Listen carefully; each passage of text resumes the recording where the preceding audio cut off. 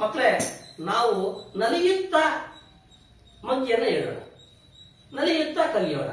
ಇದು ನಮ್ಮ ನಲಿ ಕಲಿಯ ಒಂದು ವಿಶೇಷವಾದ ವಿಧಾನ. ಎಸ್, ಮಗ್ಗಿಯನ್ನ ಈ ದಿನ ನಾವು ನಲಿಯುತ್ತಾ ಹೇಳೋಣ. ಓಕೆನಾ? Yes, stop.